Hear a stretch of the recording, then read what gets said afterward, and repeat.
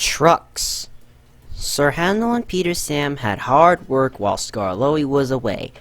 The owner gave them new buffers and even bought a diesel named Rusty, but Sir Handel grumbled continually. One day, Gordon saw him shunting and laughed. "My controller makes me shunt," Sir Handel said sheepishly, "and take trucks to quarries too. I'm highly sprung and I suffer dreadfully." "Our controllers don't understand our feelings," sympathized Gordon. "Now if you were ill," he winked, "you couldn't go, could you?" "Good idea," said Sir Handel. "I'll try it." "I don't feel well," he groaned next morning.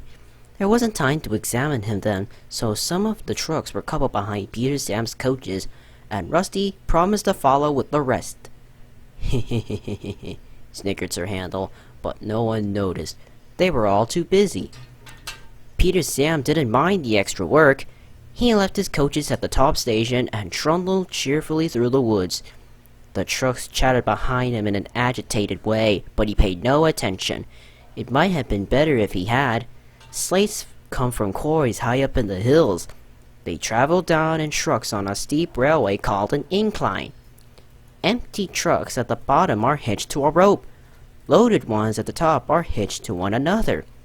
By their weight, loaded trucks run down the incline, pulling up empty ones. There are strong brakes in the winding house at the top to prevent loaded trucks from running down too fast. The ropes are very strong too, but in spite of this, trucks sometimes play dangerous tricks. Peter Sam never bumped trucks unless they misbehaved. Sir Handel bumped them even if they were good. So they didn't like him and played tricks whenever they could. Peter Sam pushed the empty trucks to a siding where his fireman hitched them to the rope. Then on another siding, he pulled back some loaded trucks. With these in front of him, he stood waiting. More loaded trucks stood at the top of the incline, ready to come down. They couldn't see Peter Sam. They thought he was Sir Handel and wanted to pay him out. They began to move. "Faster! Faster!" they grumbled. They reached halfway, gathering speed. "Scrag him! Scrag him!" they yelled. "No, no!" wailed the empty trucks. "It's Peter Sam! It's Peter Sam!" But it was no use. The loaded trucks were straining at the rope. They broke it with a crack. "Hurrah! Hurrah!" they roared, hurtling down the hill. Peter Sam heard them. He shut his eyes. His driver and fireman crouched in his cab. The crash jerked him violently backwards. "Ouch!" he shivered.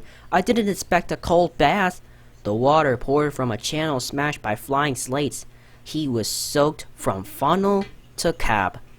"Beep, beep," he spluttered, and was glad when he heard Rusty's answering toot. "Bust by buffers!" exclaimed Rusty. "What a mess!" "Never mind, Peter Sam. We'll get you out." He soon pulled him away from the water and the trucks. Peter Sam felt battered. His funnel was cracked and his boilers dented, but he was glad his driver and fireman were unhurt. He thanked Rusty and limped slowly home. Rusty stayed to help clear the wreckage. "I'm sorry about your accident, Peter Sam," said Sir Handel. "I always stand well back. Trucks don't like me, you see." "Why didn't you warn me?" I didn't think." "You never do," said a stern voice. "You could start now while you are doing Peter Sam's work as well as your own. That'll teach you to pretend you are ill." Sir Handel did start thinking. He thought about the controllers and he thought about Gordon. He wanted to give Gordon a piece of his mind.